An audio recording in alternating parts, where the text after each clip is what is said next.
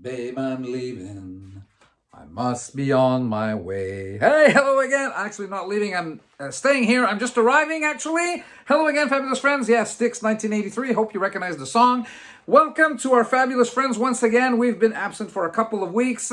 During that time, I've had a chance, believe it or not, to teach Josie how to play a new TCG. Can you believe that? And today I wanted to I thought it might be a really good idea for the people that never played a TCG to learn to play one that is quite simple. And here I am talking about Lorcana, Disney-based game with the characters we've all learned to love and grow up with, basically.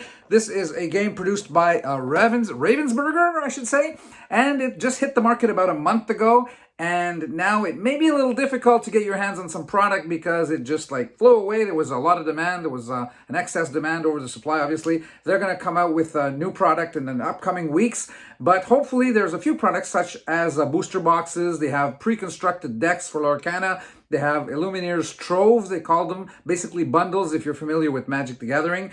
And but that's not what's important. What's important here is today to show people that have never played a TCG, just like I did with my wife, Josie, how to play this game, Lorcana. Easy to pick up. So if you're watching this as an expert, our people that watch this channel are connoisseurs of TCGs, but bring in your kids, 8, 9, 10, 11, 12 years old. Bring in the wife, the lady of the house, and have her watch this video, and once they are done, even though they've never played a TCG in their life before, they will know how to play Lorcana, believe it or not. Now, I have myself gone to watch some videos of fellow YouTubers and even the company Lorcana, the videos they have out there on how to play, and unfortunately, I haven't found one to my complete liking because some of them talk mostly about mechanics, some talk about the rules, some talk about the goal of the game, and so on and so forth. I want to cover all those aspects and actually take it from the beginning. So this is a complete coverage of the game from A to Z. Like I said, after 20-25 minutes, I don't know how long this video will end up being, but once you are done watching this video, you will know how to play Lorcana. Actually, maybe even quite well. Anyway, all right, so the first thing you need to do, like I mentioned at the beginning or before here in the video so far, they have some pre-constructed decks available. There are 3 different pre-constructed decks that combine 2 colors. In Lorcana, there are 6 ink colors. We will get back to that in a minute. And they combine 2 colors for 3 different pre-constructed decks, so covering all 6 colors, obviously. So what you need to do if you want to learn how to play Lorcana by using this very video is get your hands on a pre-constructed deck. Now they come, so the stores, the local game stores that you have around you selling TCGs, they will sell you for about $20-$25, depending on where you are in the world, a pre-constructed deck of 60 cards. Like so. These are all the cards that I have sleeved. One of the pre-constructed decks has the 2 colors in it, blue. Well, actually, it's sapphire. I like to call it blue. And steel. Oh, let me show you here. Maybe a card a little further. You can see. Also called gray. They call it steel. Okay? So this pre-constructed deck, blue and gray, and that I have in my hands. And we will actually look at all 3 under the lights. And I will show you, like I said, from A to Z, how to play the game. So, no excuses. Let me know in the comment section below if this video was of any use to you or somebody in your family that finally got to learn how to play TCG because of this video, and that TCG being Lorcana. So have fun, learn how to play the game, and like I said, give me your feedback. So let's get under the lights and let's get going. All right, so let's get rolling. Now, no matter which one of the 3 pre-constructed decks you buy, you will get in that box a couple of extra, besides the cards, a couple of extra sheets here.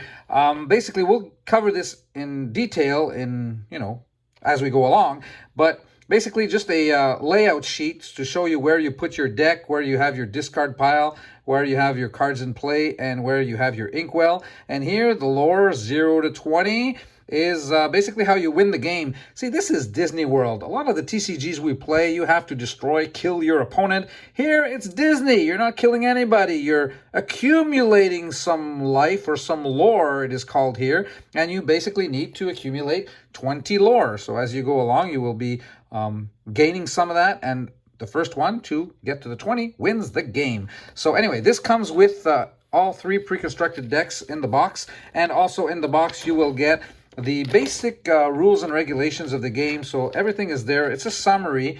You do need to listen to this video to really know how to play. Okay, so this you get in the box, so that will help you. And now, let's just go over briefly what you will get in each of the 3 pre-constructed decks. So as I mentioned, in the intro to this video, you can buy the pre-constructed decks consisting of the colors of blue, or what they call sapphire, and or gray. They call, like I said, steel. And there are 60 cards. You can sleeve them, and then you're basically going to be ready to play. We're going to be going over some of the cards, the actual gameplay. We're going to be doing everything. These colors, by the way, in Lorcana are called ink colors. So here, like I said, we have blue and gray. So those are the 2 ink colors that we have. And look at that, I sleeved that in some flesh and blood. So here we have Oldhim. He's blue and gray. So I know that this deck is sleeved. It's the blue and gray that's sleeved in there. Here I sleeved in the amber because this deck is actually amethyst. They call this purple. They call it amethyst, but I call it purple. And it's combined with the color amber, or a kind of yellowish color. All right, so purple and yellow, or amber, that's the second pre-constructed deck you can buy. And then the third and last one that you can buy is green. They call it emerald, combined with ruby. I also call that red. So red and green goes together. And again, no matter which one you buy, you get 60 cards all ready to play your game.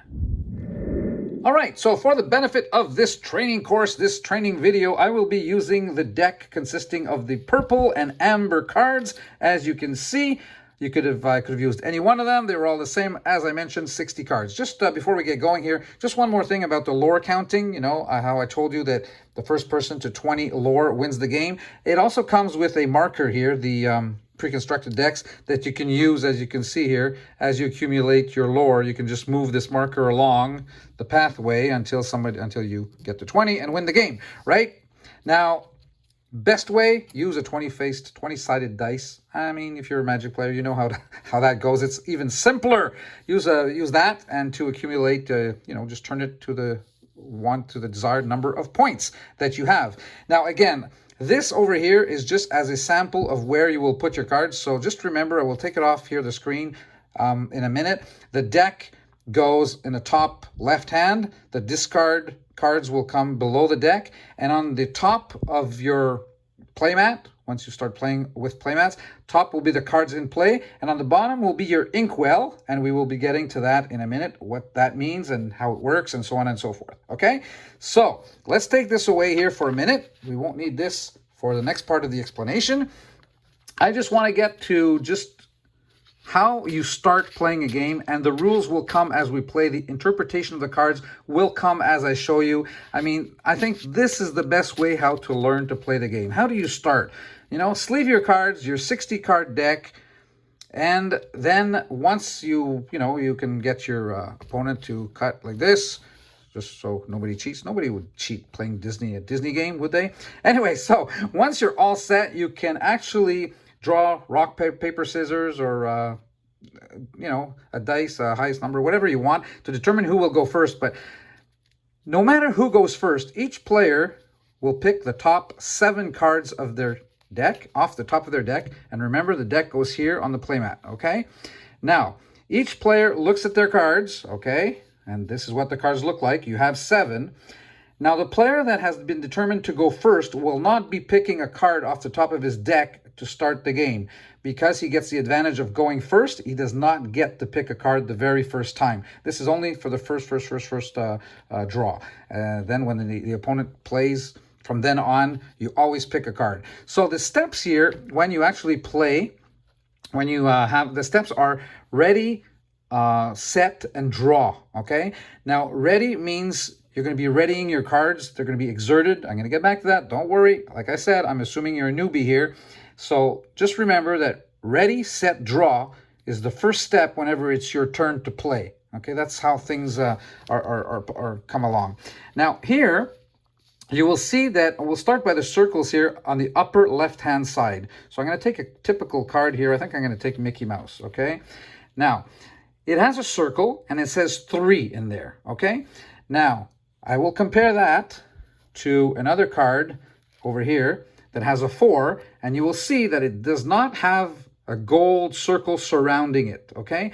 That means that this card over here, without the gold circle around the hexagon, cannot be used as ink. We're going to get to that, what that means. This one, because it has the gold around it, can be used as ink. Okay, so we're going to first of all have a look at what ink actually is. You may recall that I told you that there are 6 colors in Lorcana, okay? Here we're playing with the colors amber and purple, and those are ink colors. There are 6 total, as you know by now, with the 3 pre-constructed decks. And now, the first thing you would do when it is your turn, let's suppose that I am starting here. When we pick our 7 cards off the top of the deck, we first of all decide if we're going to keep them, if we're going to keep them all, if we're going to keep 2, if we're going to keep 3 or 4, or discard them all. Right at the beginning of the game, one-shot deal, you are allowed to do this. I could discard all 7 cards, put them under my deck, and then pick the next 7 cards off the top of the deck, and those would become my obligatory 7 cards to be played. Now, I'm not going to get into the analysis, well, not for now anyway, of which cards are good to keep at the beginning. Well, maybe we can do a little bit, but what you need to make sure is that you have some cards that can be used as ink. Remember, this one can, this one cannot, this one can. Look at that, the gold circle around the hexagon. This cannot, and this can. So you have 5 cards here that can be used as ink and 2 that cannot. Okay, we're going to get to that. Don't worry what that means. All right, so let's say I decide to keep all these. Well, let's say because this one will be pretty expensive to play, I decide that I don't want to keep this card, but all of these, I want to keep them, let's say. Okay, well, actually, let's get rid of this card also. I'm going to keep these 5. These are all cards that can be used as ink. Not a huge advantage to start the game, but I don't want to get into strategy of the game here. So let's say I'm replacing 2 cards. So I would take the top 2 cards off the top of my deck, and now these become the 7 cards that I must play with. I cannot make any more changes, okay? So these are my 7 cards. Assuming I am first to play, I am not allowed to draw because I have the advantage of playing first. So what do? You first need to accumulate ink that will allow you to later on play your cards, okay? And like I said, these are all cards. I've picked up 2 new cards here, and they both are able to be used as ink. So we have 7 ink cards. Now, let's say that this card over here, I can't use until later in the game because it's expensive. So what I'm going to do for now, let's say I decide that this is the card that I want to use as ink. Well, I would turn it upside down, okay, put it here. And now in my inkwell, I have 1 ink, okay? Now this card, once it is turned around and used as ink, it has no more value. It's not worth what it says on the card. It's not 5. I mean, everything you see on the card, forget about it. No good. This card now becomes only ink. That's all it is, okay? Now, I have 1 ink that I put face down, standing up, upright, okay? Now, it is my turn. My turn is not over yet. And now, because I have 1 ink, I am able to play a card that has a 1 in the top left-hand corner. See, this is a cost of 1. This is a cost of 2. To be able to play this, 2, I would have to have 2 inks down here. But I don't. I'm starting the game. I only have 1 ink. So there are only 3 cards that I can play, and they are these 3 that have the 1. Okay? Now, let's say I want to play Pascal here. He costs 1. We will get to this. He attacks for 1, defends for 1, and we'll get into what the character actually does. But because this character only, I have 2 Pascals here. Because it only costs 1, okay, I can tap this. We say tap in Magic here. We say exert. I can exert this card, and I exert it by turning it sideways. And once I exert it, I'm allowed 1 ink. I'm allowed to put something down, play a character that costs 1. So I would put this character down right over here, and it is ready to be played. Now, when you first play a character, it is said, in Magic we have different terms that we use. It cannot be played until, your next time around. Here, the reason they use is that the ink of this character, the ink has not dried. It just came out, and you have to leave enough time for the ink to dry. Though it's not, so now it's not playable in the sense that you cannot challenge your opponent. You cannot go on a quest. And again, I will be explaining those terms in a minute.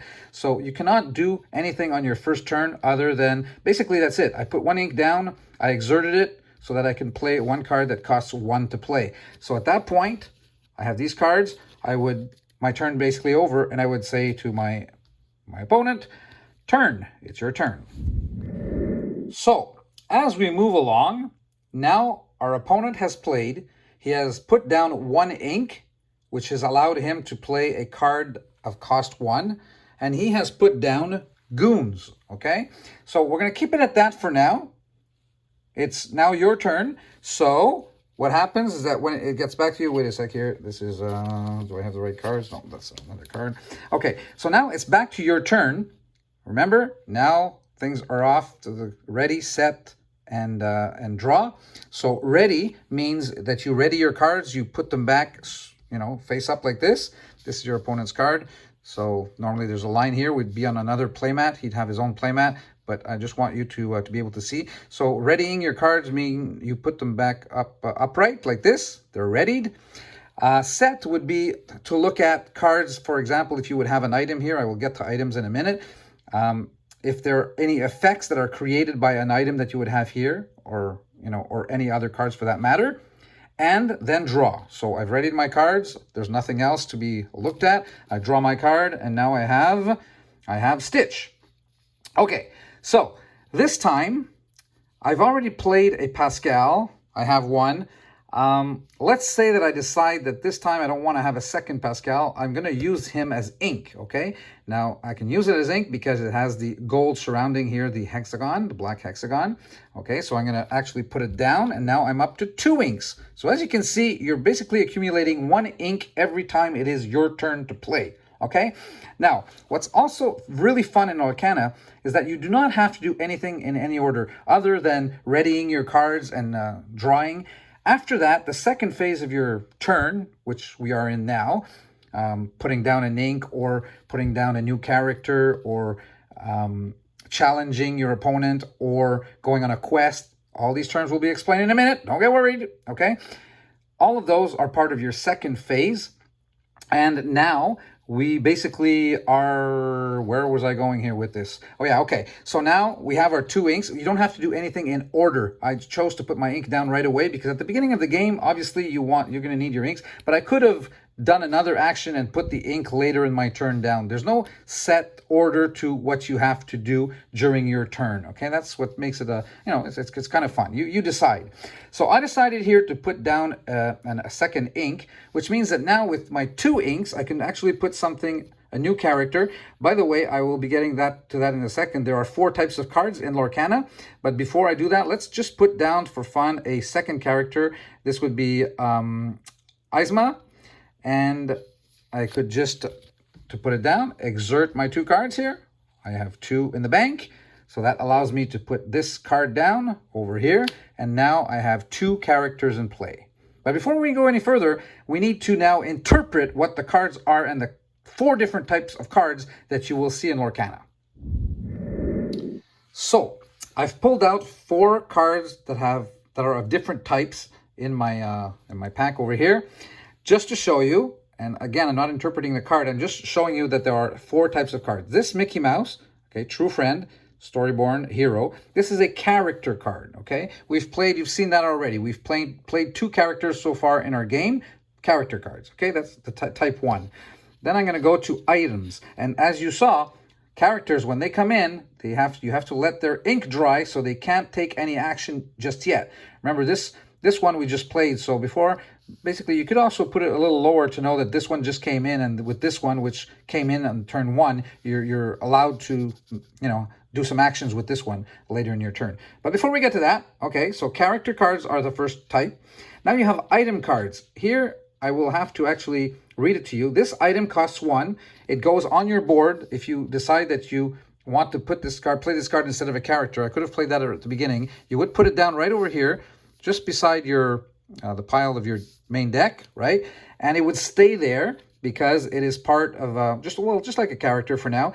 But the thing is, items do not require the ink to dry. Items are instants, basically. And what it says here, straighten hair, remove up to 1 damage from chosen character, okay? But to be able to do that, see this little sign here? That means tapping the card, exerting the card, you have to turn it. So if this card would have been on the board, okay, and I would have had damage on one of these characters. We're going to get to that, don't worry.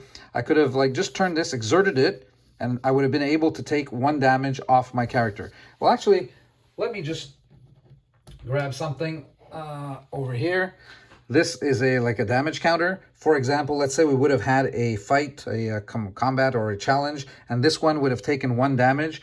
Damage in Lorcana stays on your character, okay? So it has 1 damage. It's not dead yet because it has 2 defense. So 1 damage did not kill it, okay?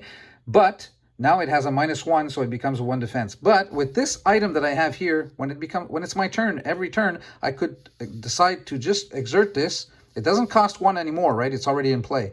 All I have to do is exert it like this, and it says that upon exerting, I can remove 1 damage from one of my characters. So once a turn, I would be able to take off the 1 damage on this character, and it goes back to being a 2 defense character, okay? So those are items, okay? Do not require ink to dry. Now, let me just take that back, and we will be looking at different items so that you can get a better understanding of how they work. So actually, as we go through these 4 types of cards, let me also talk about the card, because I mentioned down there the defense and the attack, so I guess it's time for that. Here, as you know by now, it can be used as ink, but if you do not use it as ink and you use it in your actual play pool, this will cost you 3 inks to be able to play. And once it's in play, it attacks for 3 and defends for 3. So this is the attack logo sign, and this is the defense. So 3 damage that it does to your opponent, and it's able to take up to 3 damage. Well, actually, if it takes 3 damage, it dies, but if it takes 2, well, it's still alive and well. And here, this is for how much it attacks your... and as you can see here, there is no other special... you can see here in the writing, it has no other special ability. And then you see these little signs here. You may have recognized them from the sheet I showed you before. Remember when I talked about lore? Right over here, lore, this little triangle. So what lore is represented by this on cards. And these are how many lores you can get when you exert it, when actually you go on a quest. We're going to get back to that again. I'm not there yet. I'm just explaining the cards, okay? So, costs 3 to play. It attacks for 3, defense for 3. It's a character card. This one costs 1 to play. Doesn't need its ink to dry. It's basically an instant, can be used right away, and it can be used to remove up to 1 damage from one of your chosen characters by tapping it, okay? That's the second type of card that you come across in Lorcana. Here, we have a third card. This is an action card. Again, this is instant, and a chosen character gets -2 attack this turn. Okay, so when you play an action card, this is one and done. It's not like an item that stays on the board. And as an action card, when you play it, it will only do... oh, it went flying. This card will only do what it says over here for your turn, and then it's over, it's done with. You would put it in your discard pile. By the way, we don't have any discard cards in the discard pile right here, but it would go here, okay? That's your discard. Face up. Your opponent can always see what you've just thrown away. So this says chosen character gets -2 attack this turn. Why would you want this? Well, logically, if you count on challenging an opponent's character, you want him to do as little damage to you as possible. So as you play this card before your attack in your turn, you would actually choose a character on the from the other side. Let's say right over here. We have the goon. He attacks for 2. You can see that, attacks for 2. So if I put 2 damage, right? If I go -2 on his attack, he will be attacking me for 0. So because I use this card, -2 attack this turn for this character, my opponent's character, -2, he gets to attack at 0. See, he will do no damage. So when I challenge him, my attack, let's say I would challenge him in the future with this 2, well, because he defends for 2, he would die, and I defend for 2, but I would not die because he's attacking me for 0, right? Because of this card that I just played. So that's a way of protecting your card by making sure that the opponent doesn't have, well, has the least possible attack on his card, okay? So that's when you would play, and this is what this action card does specifically. All right, so you've seen characters, you've seen items, now you've seen action cards, and then we have song actions or action song. Okay, same thing. It's playable right away. Well, actually, well, before I get to that, let me just explain to you what a song is. A character with cost 3 or more can tap to sing this song for free. In other words, if you have a character up here, okay, now we have a character that's 1 and a character that's 2. We're not late enough in the game. We don't have a 3. But if we had a 3, for example, if Mickey Mouse was down here, okay, he's a 3, what I could do, it says here, a character would cost 3 or more can tap or exert to sing this song for free. So I could exert my character that is 3 or more right here, all right? I exert it. And because I exert this, I can play this card for free. In other words, I don't have to use my ink wells, my ink cards down here. You know, this is what the cost of playing cards is. Normally, these are up and you have 3. It would cost you 3 to play this card. As you can see up here, it would cost 3. But because it is an action song and it can be played for free as long as you exert one of your characters, then that's great. It's not costing you any ink. It's not costing you any resources, basically, to play this card. It's played for free, as long as you have a character that has 3 or more. Okay, so in the case that we would have Mickey Mouse here, we would just do this, and we can play this card for free. Now, what does it do? Draw 2 cards, simple as that. So you put it in you play it, you follow the instructions, you put it in your discard pile, you draw 2 cards. Okay, that's what that one does. All right, simple as that. All right, so now let's go back to where we were in our game. We had played our first card over here, Pascal. Our opponent played Goons, and then we put down our second ink. And because of our second ink, we were able to tap them or exert them and play Izima right over here. That's where we were at, right? Now you've seen the 4 type of cards. We've seen quite a few things interpreting the cards. Attack, defense, a little bit what they do, you know, the basically the descriptions here, the abilities that the cards have. We will be going over more of those later on, but now let's have a look at what we can do. All right, remember this one just came in, so it cannot do anything. It's still having its ink dry, right?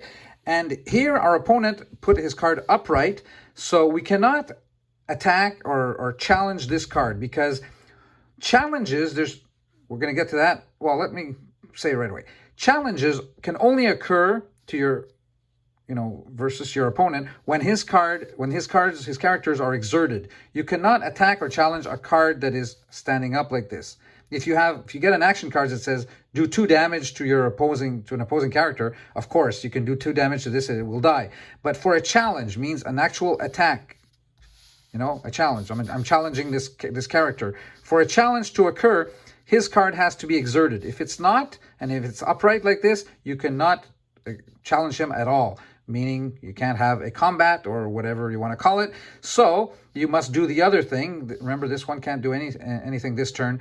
In this case, I would like to tap this, and that is the other feature of the card. So we've talked about here, cost 1 attack, 1 defense. Let's have a look what it says. While you have another character in play, this character gains evasive. Okay, that's a mechanic, evasive, that only characters with evasive can challenge them. So while you have another character in play, this character gains an evasive. We do have another character in play. So this character now has the command or the mechanic evasive, which means that it cannot be attacked. Okay, it can only be attacked by a character that also has evasive, as it says here. Only characters with evasive can challenge them.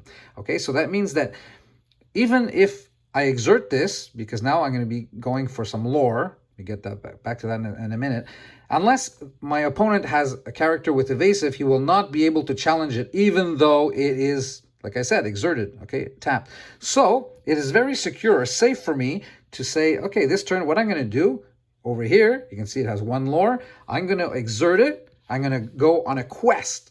Okay, there's 2 things you can do when you exert a character. You're either questing or challenging. Right? Challenging means combat with your opponent. Questing means you're sending in on a quest and you are gaining 1 lore. And remember, that is what you need to accumulate to win the game. So, in this case, my lore count, if I'm using this sheet over here, like I said, I use a dice, would go from 0 to 1. So I have 1 lore.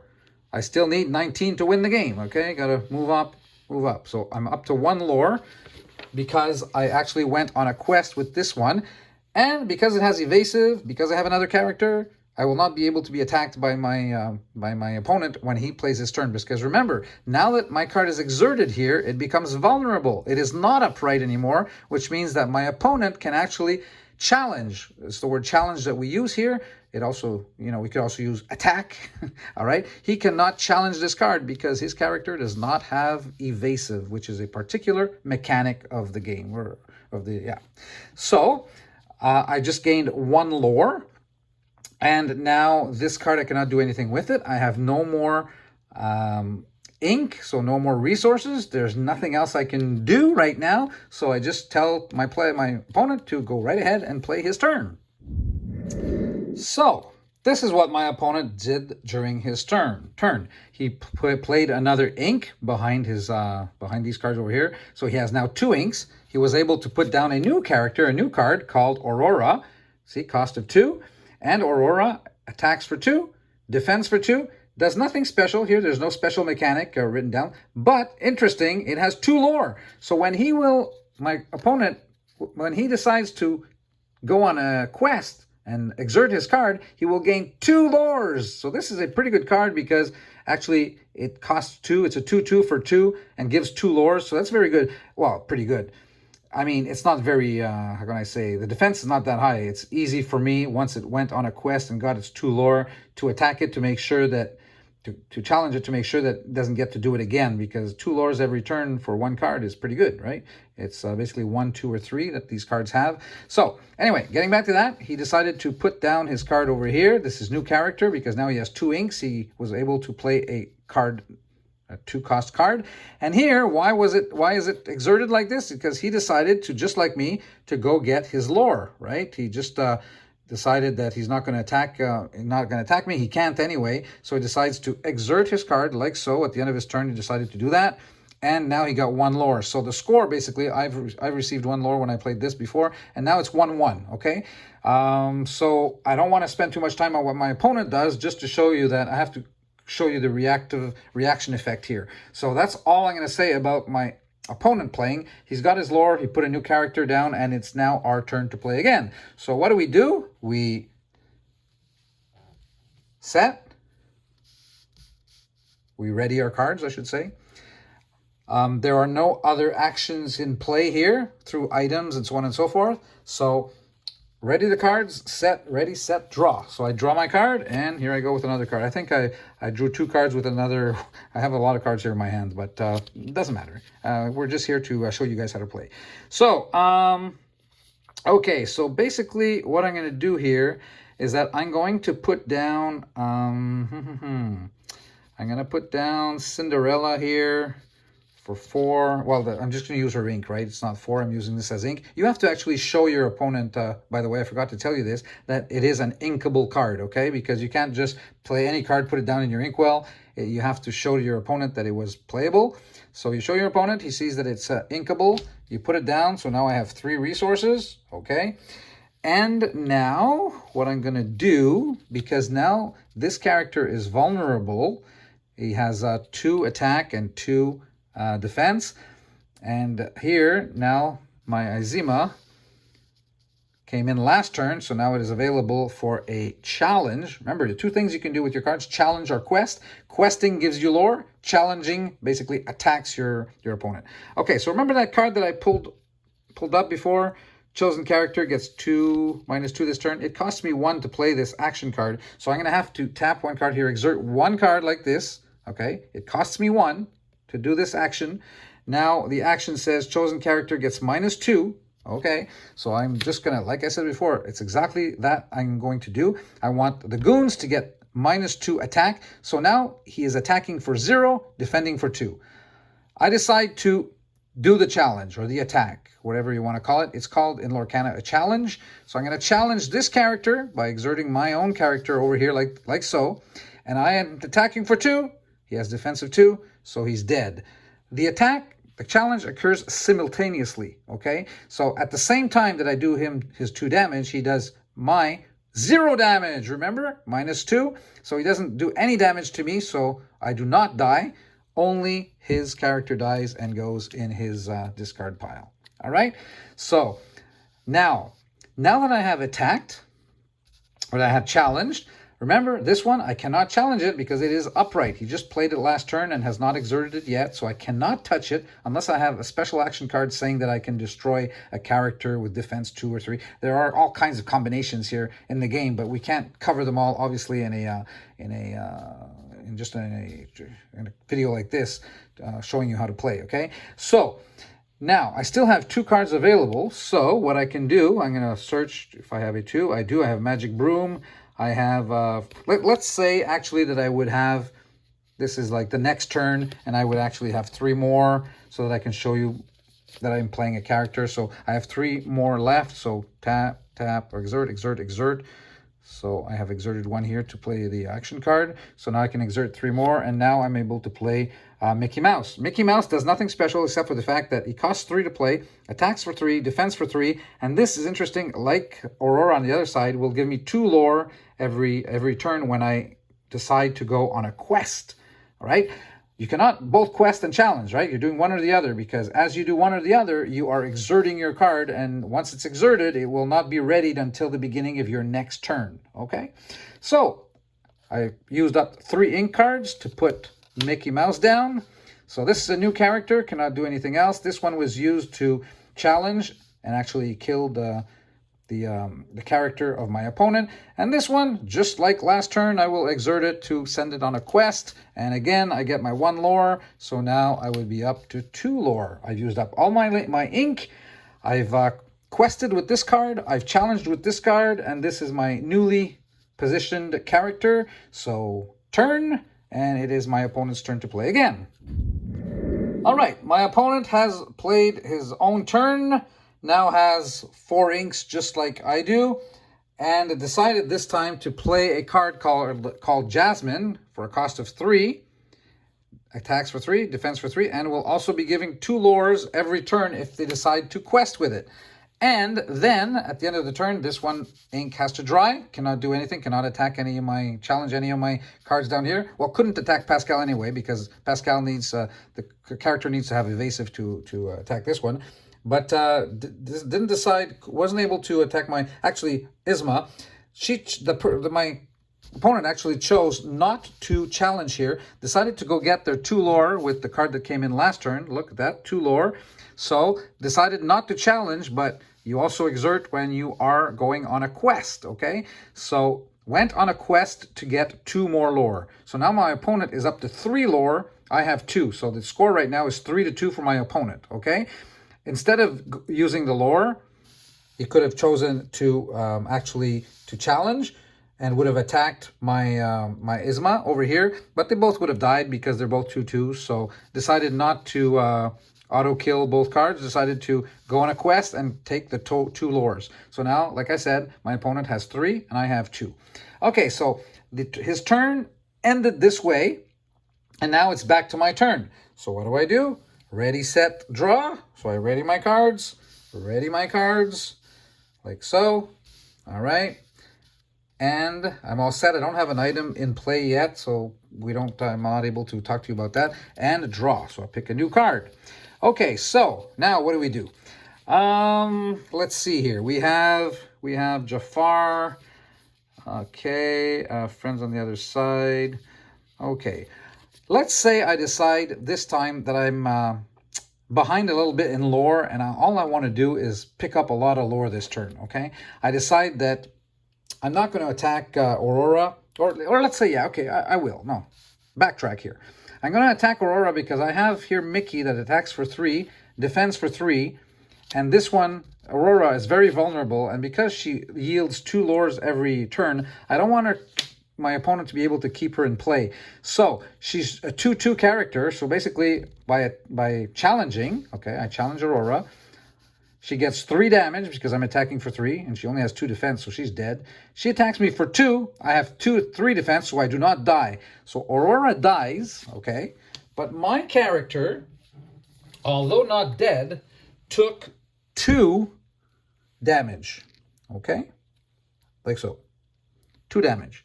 So now, in Lorcana, your characters keep their damage. Now, Mickey still attacks for 3, okay? But he now defends just for 1. He just has 1 life left. Okay, so it's a 3-1 card right now. Okay, 3 attack, 1 defense. So, like this, I attacked. All right, so now I decide, okay, I have a card here, an item that allows me to remove up to 1 damage from a chosen character. So this is an item. This costs me 1, so I have to exert a ink card over here. I can put this down. Now this is a permanent card. It stays there unless my opponent has a card that says he can banish one of my items. In that case, I would lose it. But for now, the item comes into play and it stays there. A little bit like an artifact in Magic. But yeah, anyway, I'm not going to get into Magic. So again, remember I told you, an item does not require its ink to dry. Item comes in, it's playable. I put it in for 1 and I can tap it right away, and it allows me to remove, remember what it says, right? Remove up to 1 damage from chosen character. So by playing it, costs me 1, I exert it like so, and I right away take a 1 damage off of Mickey, okay? Because leaving him very vulnerable just with 1 defense, easy to kill. So by taking 1 off here, he becomes a 3-2 once again. He still has 1 damage here. But next turn, when it's my turn again, I'm going to be able to redo the same procedure and take the other one off, and he's going to become a 3-3 again, unless I get attacked before that happens, in which case, well, you know what happens. I could die and so on and so forth. Okay, so you see a little bit of strategy here. I was able to, you know, take the damage and then take half of my damage off because I played an item card that allows me to do so, okay? And now I still have 3 inks, so I can still go play. Actually, I haven't put down an ink this turn. So let's say I want to, you know, these 2/2s, as the game goes along, become weaker. We're not beginning of the game anymore, so I'm going to use this as ink. So I'm going to put it down. Remember, I didn't, you're allowed to put down 1 ink per turn. So now I have a total of 5. I've used already 1. So I'm going to actually play 4 more, like so. Exert 4, and that will allow me to play Jafar. Now, Jafar is an attacks for 2, costs 4, so okay, I'm good. That's what I have played, 4 inks. Attacks for 2, defense for 5, so really good on defense, but you know, the offense, the attack mode, the challenge mode, whatever you want to call it, is a little weak. But Jafar has Challenger, so +3. Challenger +3 means that while challenging, this character gets +3 attack. So when I am challenging, it is a 5/5 card. However, if I'm exerted and I become vulnerable, I become attackable, vulnerable, and my opponent decides to attack me, he's the one challenging. My card is only a 2/5. I'm only going to do 2 damage to him, but I still have my 5 defense, right? So my strategy for this card is to use it when I am challenging, because when I am the one who is challenging, it is a 5/5 card. Very powerful. A 4-cost 5/5 card is very powerful. But it's only good for when it's my turn, basically, when I'm the one challenging, okay? So with all that in mind, I think I probably forgot to, yeah, no, I didn't forget. I challenged with Mickey. So Mickey's like this. This is the new card coming in. So its ink is not dry. Cannot do anything else with it. So, and I can't attack, I can't challenge Jasmine because the card is upright, not exerted. So the only thing I can basically do here is exert these 2, Izima for 1 lore, exert Pascal for 1 lore, and now I would gain 2 more lore. Now, if you're keeping count, I'm up to 4, my opponent is up to 3. So it's now 4-3. I've played everything I can play, and I tell my opponent that it is his turn. All right, this time my opponent has 5 inks now. He decided that with Jasmine he would exert it to quest to get 2 more lore. So now he's up to 5. I have 4. He didn't challenge me, just went to get his lore, okay, like this. And Simba just came in, and let's have a look at Simba. The cost was 5, and Simba is attacks for 3, defense for 5, and says, I know what I have to do. During your turn, whenever this character banishes another character in a challenge, you gain 1 lore. So when this card gets played, my opponent could either, he can't do it now, right? He just came in, the ink hasn't dried. He could actually exert it to go on a quest and get 2 lore, or can use it to challenge me. And if he challenges me and banishes my character because he won the challenge, as you can see here, during your turn, whenever this character banishes another character in a challenge, so he won, he gains 2 lore. So by not questing, he kind of loses 2 lore because he didn't quest, but he's still going to get 1 due to the fact that he won the challenge if he does beat me, obviously. So Simba is a pretty, I would say, semi-powerful character. Not one of the most powerful cards, but pretty good card. And so that's what Simba can do. So for now, we're going to leave it there, because that's the character that just came in. And my opponent went to get 2 lores by questing here. Didn't challenge any of my cards, although he could have, but decided not to. Went to get the lore, and it's now 5-4, the count in terms of lore. My turn to play again. All right, so watch this. Here we go. I ready my cards. Now I set. This is a good time. Ready to all my cards. And you know how I mentioned ready, set, draw? Well, here, as you can see, this is an item, and I can, well, no, normally you can do it at any time, but let's say you want to set, the item says that you can actually, exert it, like we did before, to take off 1 damage from one of my characters. I'm going to take my damage off, and Mickey is back to full strength. Okay, so basically, and then draw. So there we go. I draw my card. Now, no matter what I decide to do, I don't want this video to be 2 hours long, so no matter what I decide to do here with my cards and putting any more characters, now, let's say this turn, I'm 5-4, I'm behind, I know that I can go get 1, 2, 3, 4, 5 lores by just, going on quests with every single card instead of attacking. I know that I'm gonna put pressure on my opponent, because he'll be behind in lore, and I have more cards than he does in play, and as a result, he is going to be forced to slow me down, because if it's just a race to the lores, I'm going to be quicker because I have more cards if, he just chooses to never attack me. So he will have to make a move. So what I'm going to do is I'm going to put pressure on my opponent by doing that. So remember, it's 5-4 the score for my opponent. And here I'm going to go quest, 1 lore, 2 lores, 3-4. This one has 2. And 1 more here, so 5. So the score of 5-4 goes all of a sudden to 9-5 in my favor. Now, I have 9 lore. I'm almost halfway to my 20, and my opponent is only at 5. So, like I said, pressure is on my opponent. And basically, the game keeps going like this way. We each take our turns until, you've seen the basics, the mechanics, certain mechanics here of how the game is played. And this keeps going until, like I said before, one of the players reaches 20 lore, and then the game is over. You won if you reach 20 lore before your opponent. So now strategy comes into play. Your opponent, in this case, knowing that you can get 5 lores every turn by just exerting for lores instead of, basically I'm questing instead of challenging, right?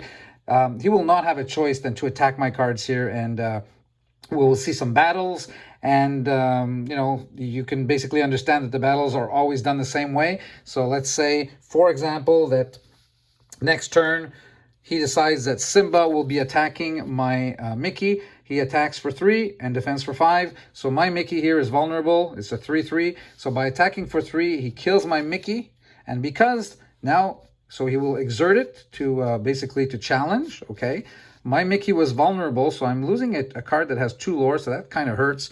And he's attacking for 3, so yeah, so my defense is gone. I don't get to put 2 to recoup my my damage here, because in one shot he made me a 3 damage, and I defend for 3, so 3 down to 0. My Mickey is gone into the discard pile right over here, and the character here, Simba, gets, obviously, I gave him 3 damage, right? So now he's a 3, no longer a 3-5. He's a 3-2. He took 3 damage, and damage in Lorcana, you got to remember this, remains on the card unless you have other cards that allow you to remove damage, okay? Unless the card says so. So, obviously, it's exerted here because he decided to challenge me. So it is in this sense like this. When he readied his card here, he could have decided to attack with this one and then use this one again for lore. So instead of 9-5, it becomes 9-7. Use this card as a quest card. So got 2 more lore. So now he's up to 9-7. Killed my Mickey. And actually, he has 8 lore, because remember what this card said.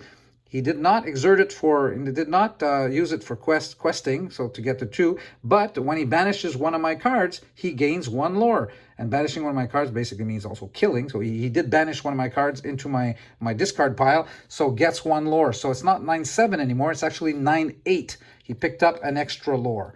So anyway, you get the picture. I hope that by now you're able to see how a game is actually played, how it goes back and forth, how you attack, how you defend, how the damage stays on a card every time unless it is removed by special action cards. Also, that you will remember that the game has 4 types of cards. So character cards, action cards, items, and action songs, right? Songs, if you do not have, you will recall, if I can get back to a song action here, I'm going to tell you about this again. So I mentioned the fact that if a character with 3 or cost, 3 or more can tap to sing this song for free. So you can play this card for free. But let's say you do not have a character that has a 3 or more. Like say you're at the beginning of the game and you only have a 1 and a 2 on the board in terms of your characters. You do not have a 3. You cannot play this card for free. Then you can always still play it by paying its ink cost. Its cost over here, 3. So you would basically have to tap or exert 3 of your cards and you can still play this card. So you're just not playing for free. You're using your inks to play it. But these cards that have songs, you need to strategize and make sure that you are actually playing them when they do not cost you anything to play. Management of resources, very, very important. Okay, so what I'm going to do here is that I'm going to clear the space and I'm going to pick up some cards and talk to you about some of the mechanics that you can come across in cards and how they work and what do they mean and what do you do with these cards. For now, I think you've gotten the basic gist of how you play the game. Back and forth, keep doing that as long as somebody doesn't reach 20 and that person that reaches 20 wins the game. Okay, so yeah. Like I said before in the introduction to the video, let me know in the comment section what you think. If there are other facets of the game that you would like me to cover in another video, basically explaining things, or if this is clear enough to you. And yeah, just give me feedback, please, because that's the only way I will know if this crash course is any good for anybody that's starting a newbie, a new TCG player, and more specifically in this case Lorcana. So let me get to the mechanics. I will pick this up and come back to you with the mechanics. All right, so before we close this video, we're going to go over, I just picked up my whole entire deck of 60 cards here in at random. We're actually going to have a look at the cards, interpreting the cards, what they mean, how we play those cards. And also something that I did not mention yet, very important. I want to go over the aspects of the set. For those of you now that are learning or know how to play the game, the card, we've looked at the significance of the cost of playing it, the attack, the defense. But if we look more at the card, we have, I didn't go over this actually, the name, well, we've considered that. You saw that event, obviously. But we do have, like Hades here, Lord of the Underworld. And some characters have 2, 3 different cards. They would have a secondary name here. You could have another Hades. Like Mickey Mouse, there are 3 or 4 cards in this set. And by the way, speaking of the set, it's a set that has 204 cards. As you can see, this is card number 6 out of 204. It is English, and this 1 is the code for the first chapter. Okay, so the very first set. Now the rarities, this one here, the triangle, is a sign for a rare card. This one over here is basically an uncommon card. Common card over here, and they have different names. We just have in these actual pre-constructed decks.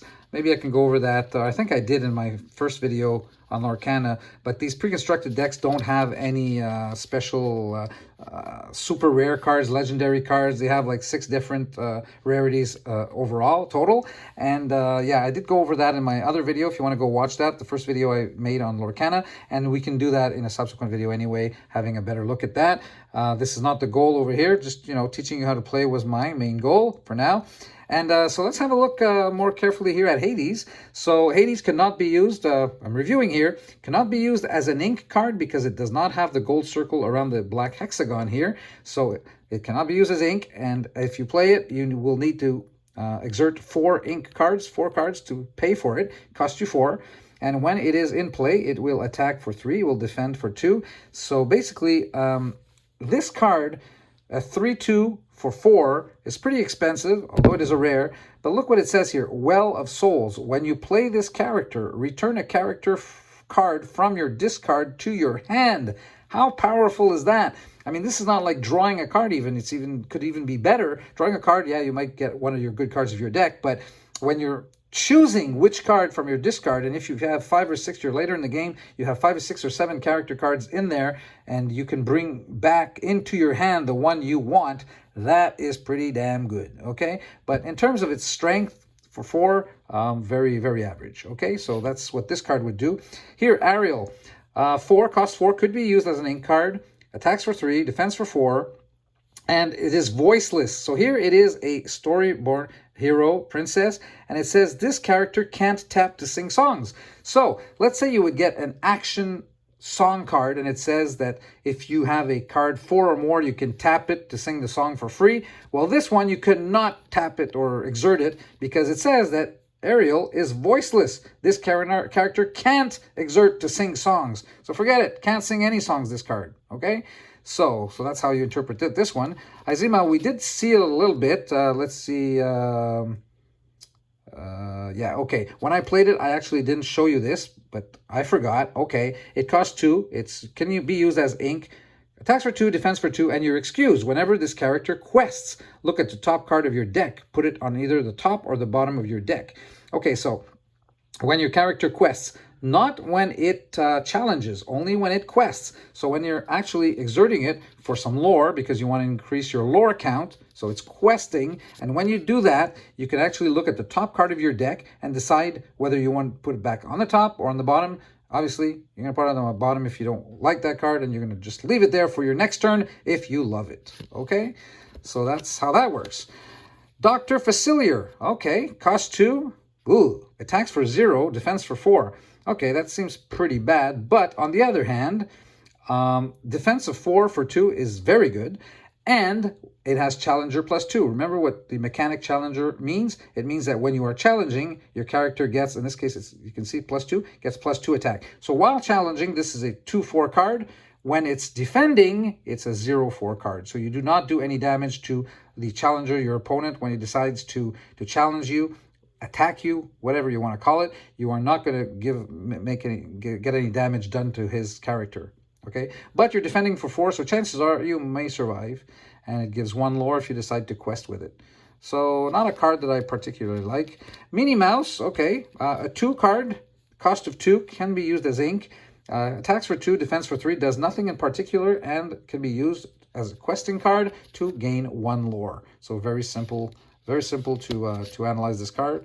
Jetsam, evasive. Okay, you've seen what evasive does. So you're attacking here. You cost 4, inkable card, 3/3, and evasive. Only characters with evasive can challenge this card. So it's not touchable. It's untouchable except by another card by your opponent that has also the evasive mechanic. And it also has Sinister Slither. Your character's name Flotsam gain evasive. So when this is played in conjunction with other cards, this is what you call synergies, right? In your deck, you have Flotsam played with Jetsam. Automatically, if your Flotsam is already in play and you put Jetsam in play, well, Flotsam also gets evasive. So you have another card, 2 cards that are not touchable by your opponent unless he has a character that has evasive. So when you have that, you can just keep tapping those, exerting those for lore over here, and he can't touch you ever.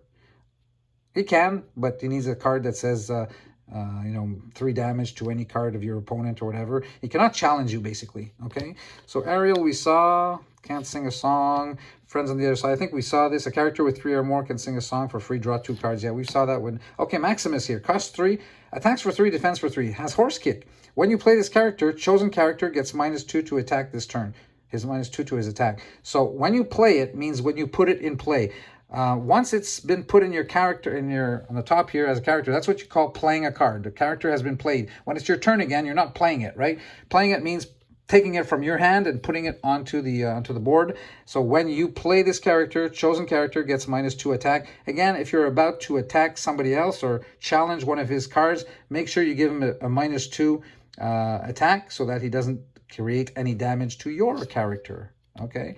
What does Hey Hey do here? Costs 1, 1 attack, 2 defense. He has support. Whenever this character quests, you may add their attack to chosen characters' attack this turn. So basically, you can do this in any order, right? Let's say I decide to quest your turn. You can put your ink down at the beginning, at the end. You can quest whenever you want. You can challenge whenever you want. Any order is permissible. So with this card, because it has support, whenever this character quests, you may add their attack to chosen character's attack this turn. So basically, you quest, you get your lore, +1, and because it quested this +1 attack, you give it to another one of your characters that you intend to use to challenge one of your opponent's characters. So you get a +1 on the attack, and that helps you, hopefully, kill them. Maleficent, attacks for 3, cost 3, is a 2/2, cast my spell. Whenever you play this character, you may draw a card. So a 2/2 for 3 is not very good, except for the fact that you get to draw a card when you play the character. Okay, Mickey Mouse. Okay, costs 4, attacks for 3, defense for 4, animates the broom. You pay 1, this is the hexagon, 1 ink less to play broom characters.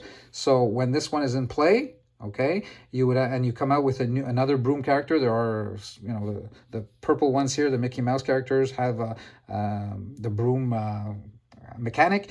So those broom characters cost 1 less to play. So let's say you'd actually have a broom character on, and you come in with one that costs 4. It would cost 3 to play. So 1 ink less to play. So you animated the broom, and also it has Ceaseless Worker. Whenever one of your broom characters is banished in a challenge, you may return this card to your hand.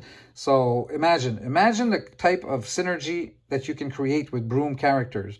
So you attack, you get banished.